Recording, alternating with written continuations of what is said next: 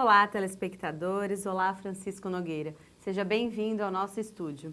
Eu quero começar essa conversa com a sua opinião sobre a terceirização. Como representante da classe trabalhadora, o que você acha desse projeto? Bom, Luciana, a terceirização sempre foi sinônimo de precarização do trabalho. Desde que ela surgiu no Brasil, eu vou contar um pouco da historinha da terceirização, na década de 80, no começo de 90, ela veio para reduzir o famoso custo do Brasil.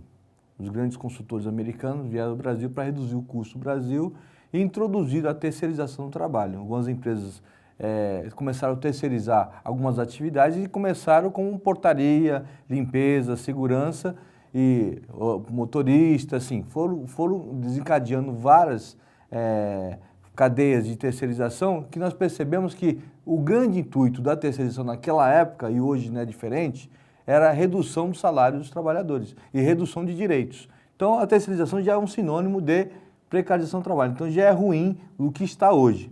Esta mudança que estão querendo propor no Congresso, que passou recentemente na Câmara dos Deputados, ela só vem precarizar mais ainda, porque na realidade ela coloca todo mundo no mesmo bolo. Na realidade, só a atividade de meio que poderia ser terceirizado, segundo o TST, que é segurança, manutenção e limpeza.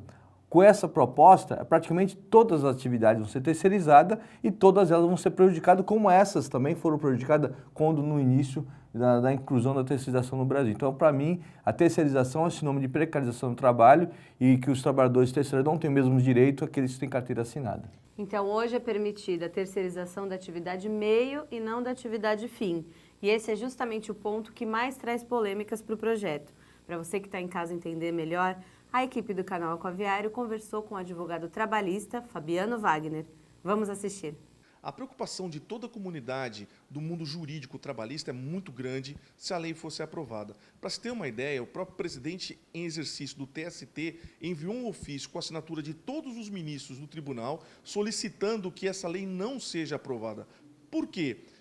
O grande problema hoje da terceirização, que na lei atual só alcança a atividade que não é afim da empresa, ou são as atividades colaterais da empresa, vai se passar para toda a atividade da empresa. Então, hoje, num terminal portuário, que é a nossa grande maioria do nossa representação, poderá os seus conferentes, seus ajudantes, seus operadores de empilhadeira, todas essas pessoas serem terceirizadas. E existem estudos já concretizados de que cada 10 acidentes do trabalho, 8 ocorrem em empresas terceirizadas. No entanto, nós temos 57 milhões de pessoas trabalhando em empresas não terceirizadas e apenas 20 milhões de pessoas em empresas terceirizadas. E a cada 5 mortes desses trabalhadores, 4 são de empresas terceirizadas. Então, nós estamos falando que 80% das mortes em acidentes do trabalho são de empregados de empresa terceirizada, quando esses empregados representam apenas 35%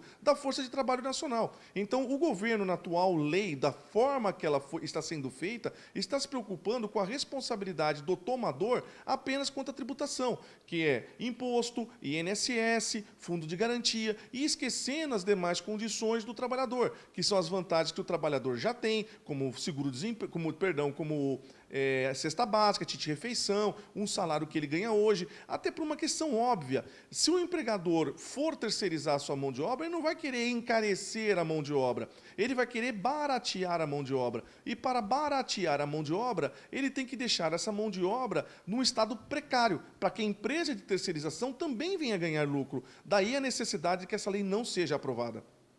Chico, o que você achou da explicação do Dr. Fabiano? Você vê, Luciana, que é muito complexo, né? Essa questão da legalidade, a questão do TST se pronunciar que hoje só pode ser terceirizado a atividade de segurança do trabalho, atividade de portaria, limpeza e manutenção. Você vê que para chegar no Tribunal Superior do Trabalho demorou muitos anos. Então, você percebe que essa questão da legalização, da terceirização, é o dia a dia. As empresas acabam tendo opinião diferentes e acaba caindo no judiciário. Aí foi o que o doutor Fabiano esclareceu que é importante que as pessoas fiquem atentas para que não tenha prejuízo na questão trabalhista. E na prática, o que vai acontecer com os trabalhadores portuários representados pelo Setaporte? Na realidade, sim, a área portuária tem, que o sindicato representa, não é só também a operação, mas também o agenciamento marítimo. a gente percebe que dentro de uma agência marítima ela pode ser terceirizada tudo. Então, você, desde o setor de importação, setor de exportação, setor de documentação, o financeiro.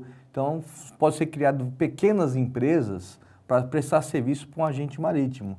Na operação portuária, a mesma coisa. Você pode criar uma empresa na área de gate, na área de operação de empilhadeira. Então, você acaba criando pequenas empresas para prestar serviço.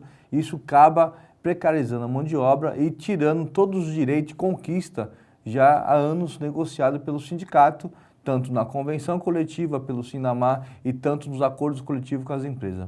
Vou dar um exemplo muito claro. Você tem piso de categorias. Os pisos das categorias, normalmente, nós temos o piso para algumas funções. Dentro de uma determinada empresa, vou dar um exemplo, uma Santos Brasil, uma Libra, empresas de grande porte, tem 200, 300 funções dentro de uma empresa. Eu não posso colocar dentro de um acordo piso 300 pessoas. Então, eu só garanto salário, mesmo mínimo, para alguns setores. E aqueles setores que não tem piso? A empresa pode terceirizar e colocar o salário lá embaixo. Se quiser colocar salário mínimo, pode, porque não tem piso que estabelece o mínimo. Verdade. Então, quando a gente percebe que a terceirização ela vem e não atende uma regulamentação, aí fica aquele negócio, mas vai regulamentar. Vai regulamentar o quê? Não está regulamentando nada, simplesmente está desregulamentando aquilo que já tem regulamentado pelas convenções coletivas e acordo coletivo. Por exemplo, um terceirizado não tem direito a plano de saúde, participação no lucro e resultado, não tem direito à questão de vale-refeição. Às vezes o vale-refeição do terceirizado é 2 vezes menos do que o pessoal da carteira assinada. Então, onde vai melhorar a vida do trabalhador brasileiro com esse projeto? Eu acho que cada vez mais nós estamos lutando para que isso caia no Senado, e se o Senado não derrubar, nós temos que forçar que a presidente Dilma faça o veto dela e sustentar esse veto nas ruas através de mobilização. Então, nós não podemos permitir que voltamos novamente à era da escravidão num país que tem anos e anos de legislação e acordos coletivos negociados pelo seu sindicato de origem. Chico, nós vamos continuar com esse papo daqui a pouquinho.